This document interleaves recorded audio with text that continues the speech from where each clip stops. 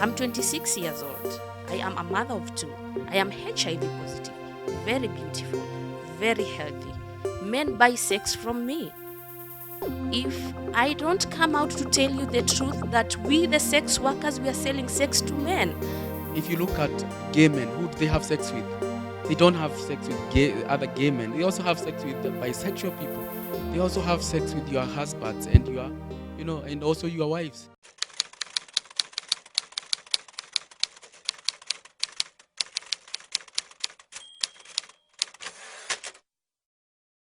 Within the Ministry of Health, there is a program that coordinates HIV prevention and control amongst these key populations, who, in our case, are the three main groups that I've mentioned, or four groups: the men who have sex with men, the male sex workers, female sex workers, and the people who inject drugs. And the reason for these programs is because evidence has shown, a study was done in the year 2008, and showed that a third of all new HIV infections that occur in Kenya can be attributed to the key population. Meaning, of every 100 new infections that are occurring, HIV infections that are occurring, you can attribute 33 of them to the key populations.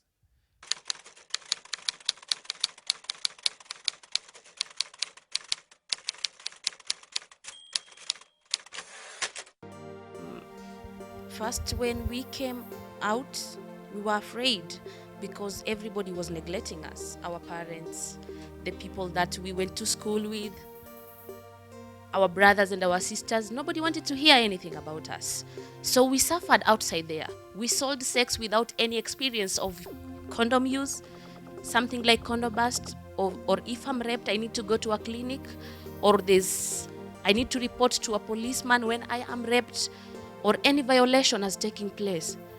I didn't know anything about reporting, but we kept on getting HIV positive.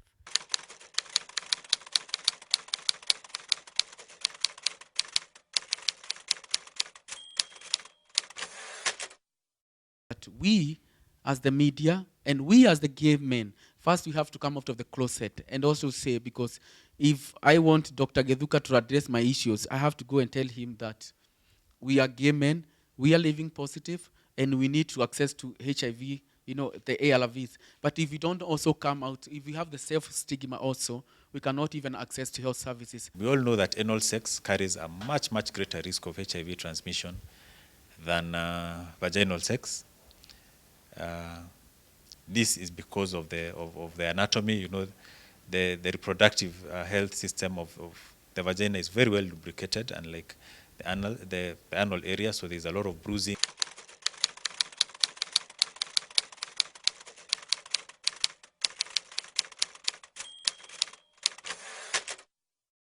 Sana sana ni kutengwa na community na kutengwa na serikali, na ambapo wenye tunatumia na mihadarati na kujibwega, wengi wetu ni wagonjwa, na serikali inakuwa imetutenga sana.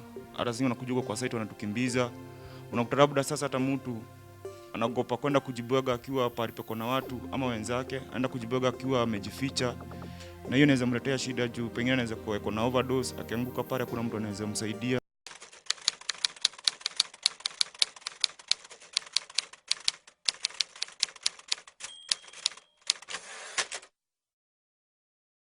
Drug injection happens in dens.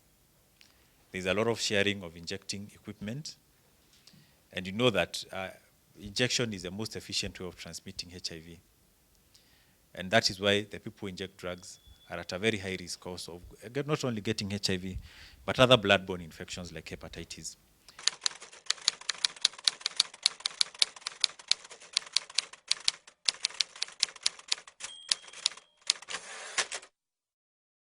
Per day, the highest number of men I can sell sex to, I can get to over 8, sometimes even to 10.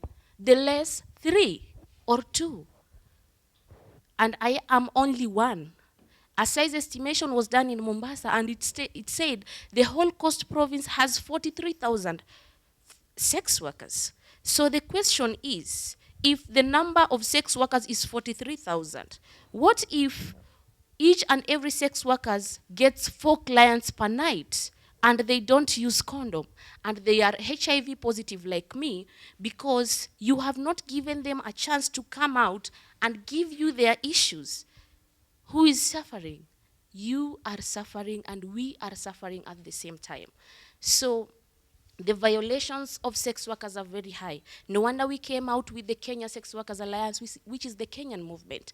We sat down with the Ministry of Health, the NASCOP, to say, you need to address our issues.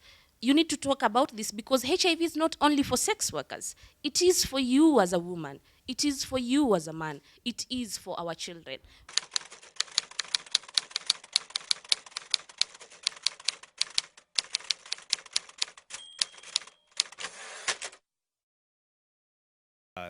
These populations, there's a lot of stigma, there's a lot of discrimination. The activities are criminalized, they're illegal. So what happens is that it's very difficult for them to access our health services. And vice versa, it's very difficult for health services to be able to access them. So in essence, they become marginalized and disadvantaged in terms of getting services that are will protect them against HIV.